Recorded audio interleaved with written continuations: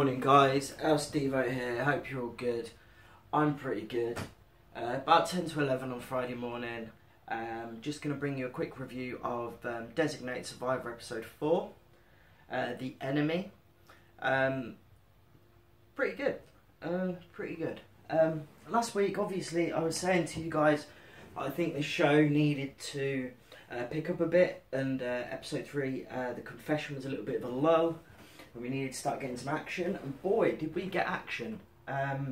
We had Governor Royce in Michigan basically putting the state under lock and key. We had Kirkman responding by federalising the National Guard. We had the National Guard then saying they stand for Governor Royce.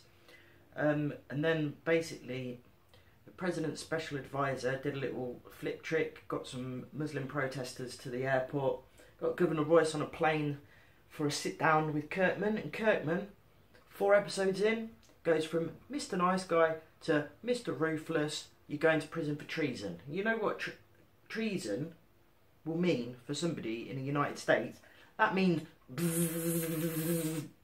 fucking chair. So he's gone from Mr. Resolute Nice Guy to Mr.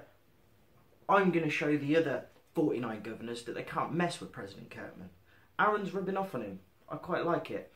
He put his foot down. He sacked the general that has been giving him grief for the 4 episodes. I think that's a fantastic move as well.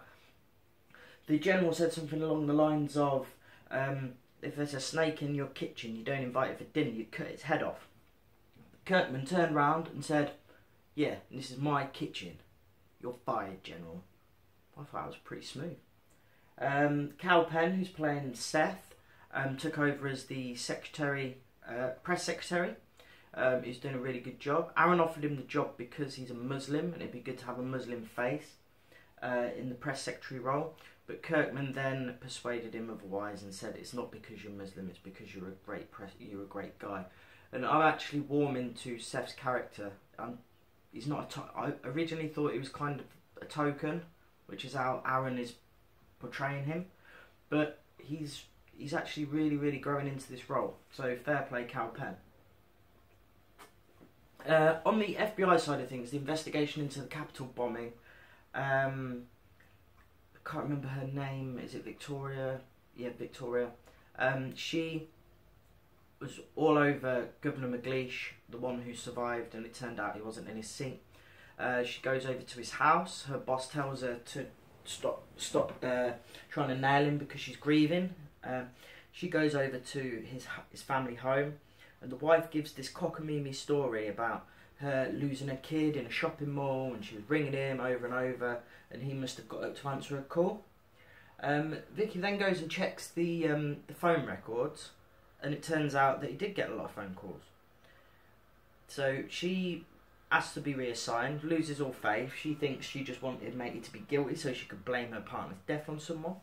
But then right at the end of the episode, she gets an anonymous call into her cell phone, and she's in bed, and there's a woman on the end of the phone going, if you want answers on the McLeish, find room 105.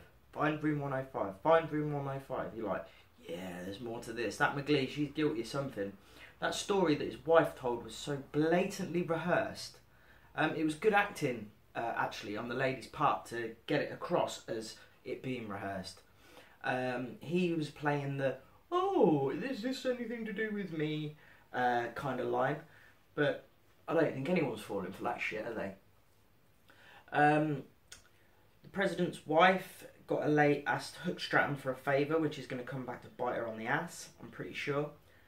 But overall, I think, obviously, President Kirkman has decided to go to war with Al-Sakar.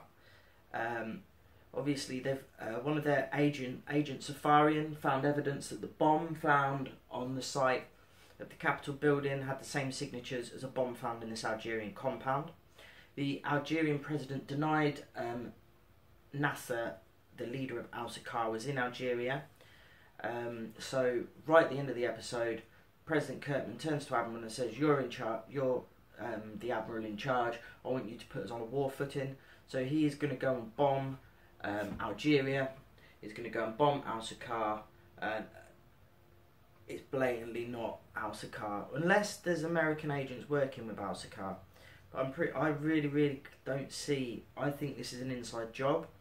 I think it's the show overall is trying to play on negativity towards 9/11. I think people question 9/11 now, and I think this show is building towards a massive inside job, and it could be seen as a bit of a psyop, you know. But that's a different story. That's not what this channel's about. Maybe one day. But basically, obviously, the acting's still brilliant. I don't think the quality in the show's dropped at all. I think it's still fantastic. Looking forward to next week's episode. And yeah, that's basically it. Last week I said I wanted a bit more oomph and a bit more cool, move the story along, and we got it this week.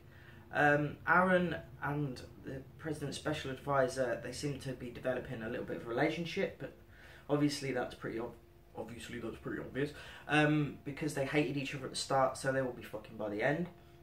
But other than that, Designated Survivor, looking forward to episode 5.